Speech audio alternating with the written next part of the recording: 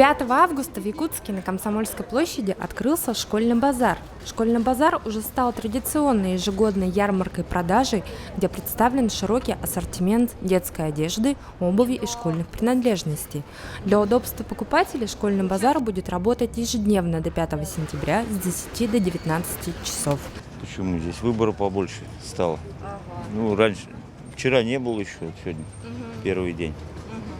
За сколько взяли кроссовки? 1800. Нравится, выбор есть. Очень хорошие тетради. Ребятишки сами выбирали по своему вкусу. Так более-менее приемлемо. Да вы вот пришли рюкзак посмотреть. Внучка приехала из Ленска.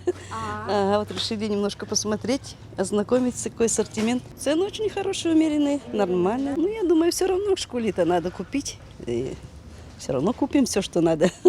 Относительно прошлого года цены у нас остались на том же уровне. То есть у нас есть товары, и все и рюкзаки, и дневники, и тетради, которые может позволить себе абсолютно каждый покупатель. То есть на более скромный бюджет и, скажем так, премиум класса. То есть даже у нас скромный товар по дешевой цене, у нас все равно хорошего качества. Сарафаны по 1890 все.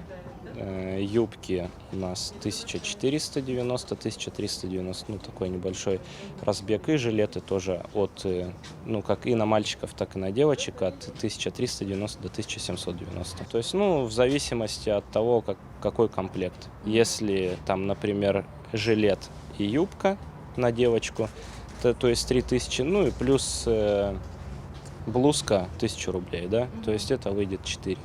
То есть на мальчиков, если, например, костюм, да, и сорочка, это примерно 4,5 выйдет. Там еще в зависимости от аксессуаров, да, там у кого-то есть бабочки у нас и галстуки по 300 рублей, то есть вот такие вот какие-то мелочи, и ремни, то есть, там максимум 5000, наверное. Елена Бочкарева, Джилстан Трофимов, ЕСЯ.